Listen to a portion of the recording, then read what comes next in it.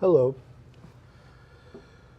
Welcome to the program dedicated to reestablishing constitutional government, both in Oregon and in the United States. Now, in order to have a constitutional government, it takes more than just writing out a constitution. Both Oregon and the United States have a constitution. But we have a Republican form of government, and we elect people to represent us, both at the state and the federal level. And if the people that we elect do not uphold the Constitution, then we really don't have a constitutional government. Right. That's why I'm doing these programs, especially at this time of the year. Between now and November, I'll be doing a lot of programs introducing you to candidates that, so you can find out who they are and what they're about and whether you think they truly represent you. And one of these candidates is Laura Cole, who is a candidate for U.S. Congress for the Constitution Party. Laura, tell us a little bit about yourself. Introduce yourself. So I am a newly Oregonian. I've moved up here a couple of years ago from California, and I'm married, have a 4-year-old son at home, and I'm expecting, and currently stay-at-home mom, but my professional background has been in psychology, the counseling field. I'm a marriage and family therapist, so I've worked a lot with the public and in my community. Good. So what is your political background? So I'm new to the Constitution Party. I've engaged in a lot of kind of third-party politics. Have supported the Ron Paul movement, and now the Rand Paul movement, and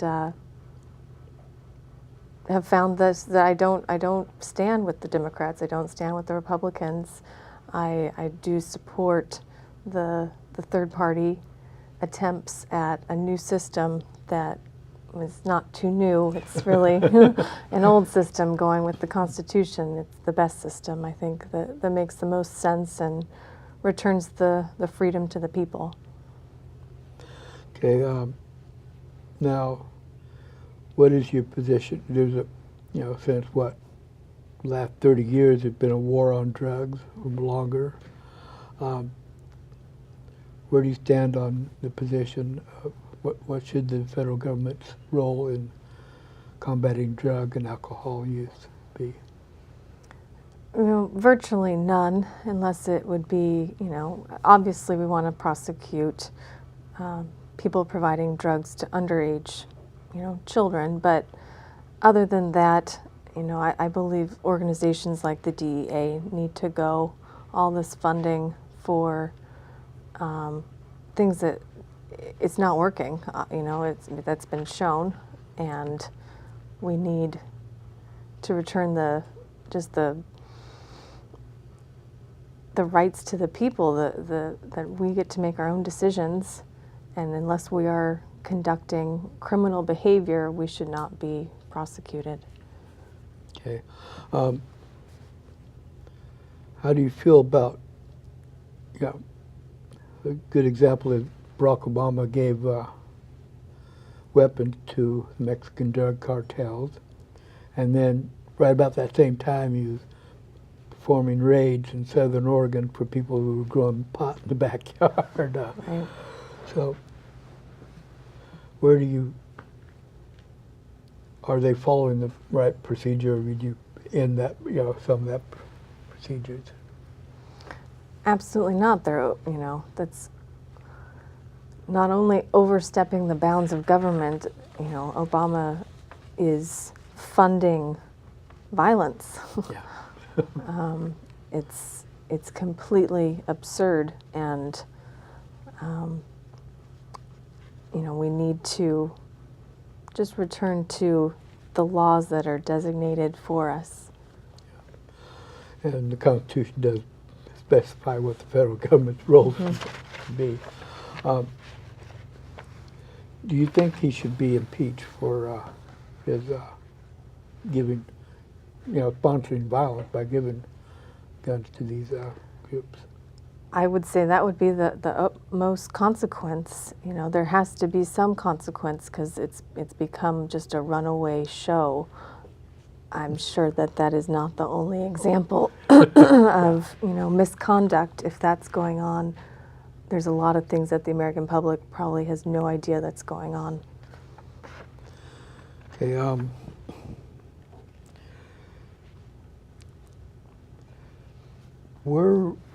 Okay.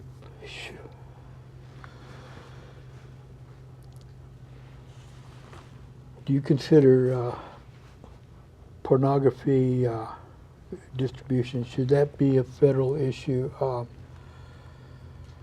Do you consider that free speech or not? No, I don't think pornography should be protected speech. Okay, where do you stand on medical choice? If you're in Congress as a representative, there have been several attempts to repeal Obamacare. Mm-hmm. Susan Bonamici, who would probably be your opponent, she voted pretty consistently to keep it. She didn't vote to pass the law in the first place, but she has voted to keep the law in place. Would you be in favor of repealing the law, keeping it, modifying it? I think we need to remove Obamacare. It's not working. I believe in medical freedom of choice. Any federal subsidy ultimately is just going to increase the cost of health care. And, the states can decide. The states can decide their own health care program if needed. Oregon here has a program going. But Obamacare's got to go. Good. There's been some attacks, and Obamacare is part of their excuse, but both on state level and the federal level on religious freedom. Where do you stand on the issue of freedom of religion and freedom of association? I believe strongly in it. We should be able to decide who we want to worship, who we want to associate with, who we want to engage in commerce with, who we want to sell our houses to. These are individual rights that we have that should not be imposed by, this higher federal level. It should be up to us. It's very clear in the Constitution. Yeah, both association and religious freedom are, in fact, that's Amendment 1, both of them. Okay, what should our monetary and banking policy? Right now, the Federal Reserve controls our economy, basically. Where do you stand on the Federal Reserve, and what should be our monetary policy of the United States? So I really do agree with the platform that the Constitution Party states about returning to the gold and silver standard, getting away from the Federal Reserve. We have $16 trillion in debt. It's not working. It's just going to keep climbing, and we need a system where our money is backed by a real commodity, a real service.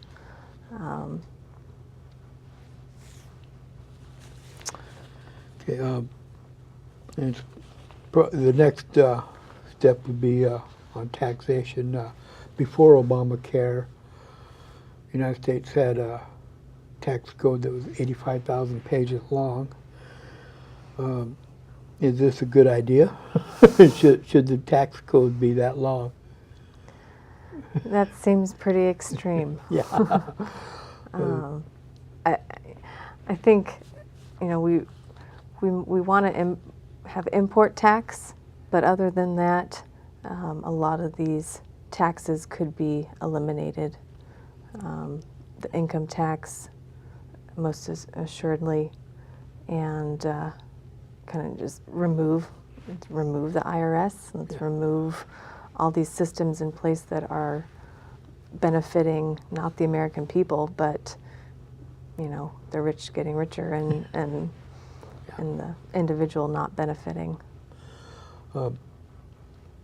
Speaking of the income tax, which got passed in 1913, and the word income back then meant the profit of corporations. Didn't have anything to do with people working, but because of corruption, it got changed. Mm-hmm. So you would be in favor of repealing the 16th Amendment? Yes. Income tax amendment. Good.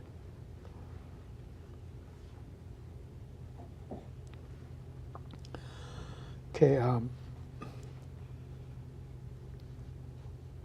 What about the rights? Okay, like the Constitution says, criminal defendants, both state and federal level, you have a right to a jury trial. Okay. But the judges decide what the jury can hear, and they also, they basically tell the jury what they're supposed to do. Mm-hmm. Is this power that the judge should have, or should they be just given the information and make up their own minds? Where do you stand on the rights of the jury and the defendant with the jury trial? We need to trust in ourselves, and putting all these kind of sanctions on judges providing information or leaving information out, or deciphering where our beliefs go. That all is away from our freedom. It's away from our own ability to make decisions. We want to go back to the checks and balances system of the judges need to be under some eyes. There needs to be rewards for judges that are providing good service and good behavior, and remove judges that are not doing that. Good. There used to be a TV program called Law and Order. Mm-hmm. Where do you, as a congresswoman, on the Law and Order, what would be your positions? What do you mean specifically? Okay. Enforcement of laws are most, okay, like there's several different jurisdictions, state, local, federal.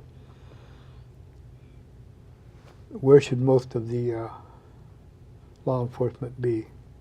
At the local level, state level, or the federal level? I say the local and state level. I mean, the closer you are to it, the closer to the honesty and truth you're going to be. And I'd say, yeah, local level. Okay. The feds have been, going after organized crime using RICO statutes, and they also, use these statutes to,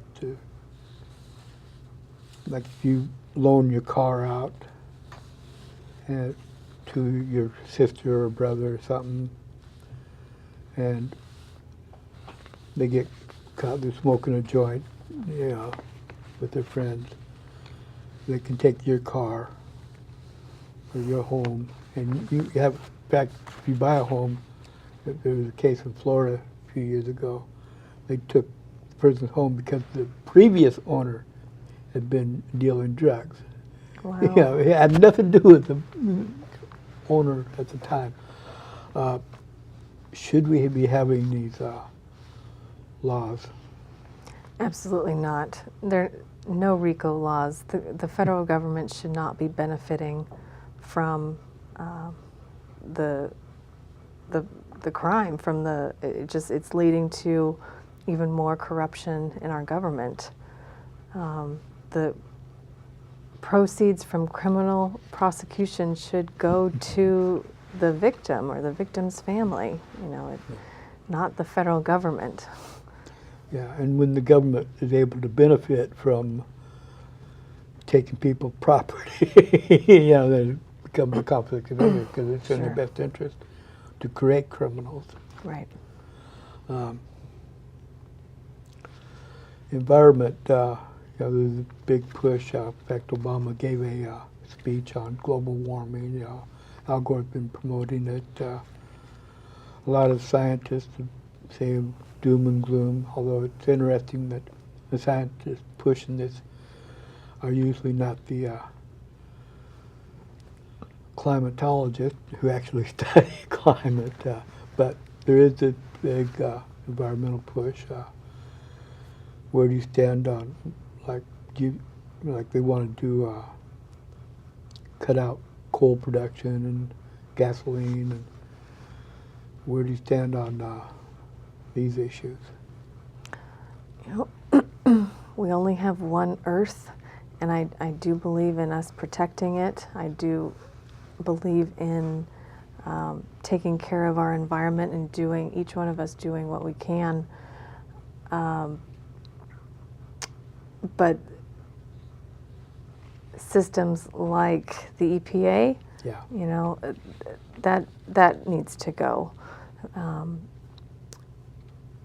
But on a local level and in communities, I believe we need to be supporting our environment and making it so that future generations have a healthy place to live as long as possible. That's a good idea. Speaking of that, I think it's 54% or 53% of Oregon is controlled by the federal government. Should the federal government have control of all this land in Oregon? And all the western states have the same problem. Yeah. The states, I believe, should have the power, that land should be returned to the states and should be deemed what best to do with that land. The federal government seems to be kind of holding it ransom, to do what they wish with. But our forefathers fought for that land, and it should be returned to the people. Agreed. Public welfare. Okay, the entitlement society. Would you like to see some changes made, or do you think they're on the right path now?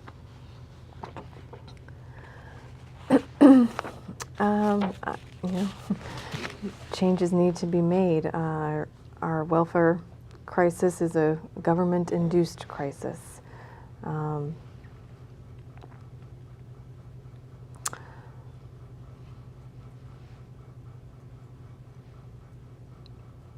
It says the U.S. Constitution does not authorize government to do acts of charity.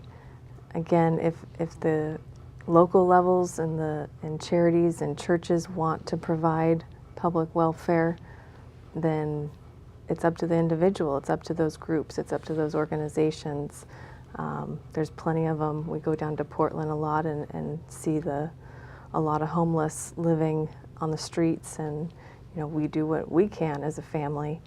But as far as the federal government being involved in the level that they are now, that needs to change.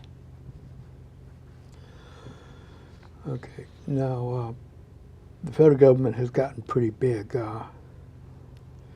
should they be as big as they are?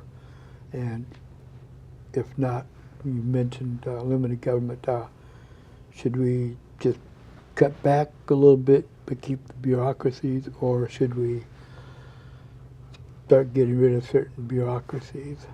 And if so, where would you start? Which ones would you like to see go away? I would say almost all of the bureaucracies, you know,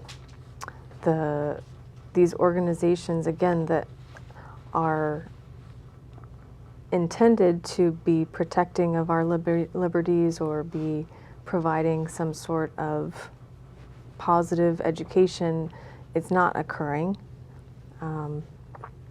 The systems are only creating money and jobs for the people in the system. And you know, as far as which ones need to go, I would start with the DEA, the IRS, the NSA. You know, anything that is getting into our personal freedom and limiting it. You know, we need to hone in on the American people and what we need to do to get ourselves out of the hole that we're in financially. Limited government is pretty self-explanatory, I think. You know, it doesn't need to be complicated. We can start immediately by removing these organizations and putting all those resources into the states, into something that is more aligned with the Constitution. When Congress passed, and I guess it was 2001, 2002, somewhere in there, they passed the National ID Act. Now, Oregon at first, the Democrats, they didn't trust George W. Bush, so they voted not to participate. But last year they decided that it was safe under Barack Obama. What evidence they have of that, I don't know. But and Oregon does have a biometric card, and they can hook everything up to the right computer and have all this knowledge of you. And with the NSA spy on everybody, they probably know just about everything about us. Should we have a national ID, or is it time to repeal that law? I think it's time to repeal that law. You know, it infringes on our basic freedom, and you know, we don't know where that information is going and how it's going to be used. And for organizations to have that information on us without our even knowledge is a basic cry for a repeal of that act. Yeah, and there were several bills passed right around that same time. The creation of the TSA, passing of the so-called Patriot Act, quote unquote. You created the Department of Homeland Security. Start with the Patriot Act. Should they have passed the Patriot Act, or is it time to repeal the Patriot Act? It's time to repeal the Patriot Act. You know, the wording of it sounds like it is going to be such a beneficial thing for the American people, and indeed, I think most people are more attuned to what it actually entails, and you know, it's snooping. It's prying into people's personal business that, and again, could be used for or against us. We don't know. Yeah, because they definitely have their interests at heart, not ours. Right. the Department of Homeland Security. Is that a good idea or is that a bad idea? Should we keep that or is it time to abolish that agency?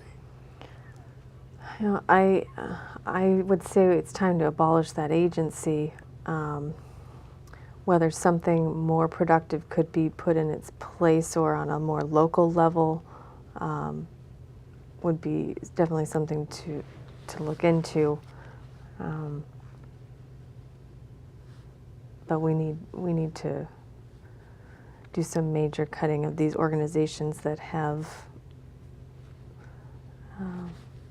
they've been created just to be created almost, you know, without a clear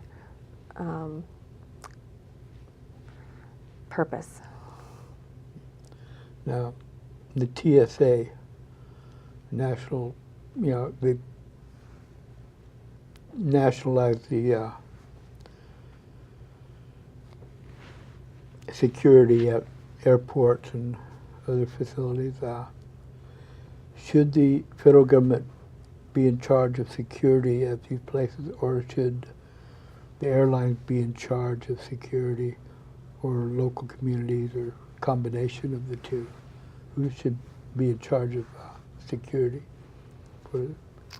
I would definitely support the airlines, you know, being in charge, or some other private party, because if the federal government is in charge, there's going to be interest. There's going to be, you know, it gets real sticky as to who they are following and who they're monitoring and who they're not monitoring. You know, we do quite a bit of flying, my husband and I, and it's just insane at the airports now, going through security and feeling completely violated. You know, just we're trying to go visit, you know, grandma, and you're getting pretty violated just by getting on an airplane these days. And I think most of the American people are pretty fed up with that system and are ready for change with the TSA. I agree. Okay, 23 seconds left. You want to say something for 20 seconds, then I'll say good night? I just want to support honesty and returning to the Constitution. Our liberty has been placed in jeopardy based on the current system we've got going, and it's time to restore our freedom and get back to what we know is true in the Constitution. Okay, thank you and for coming on the program, Laura, and I'll see you later. Thank you.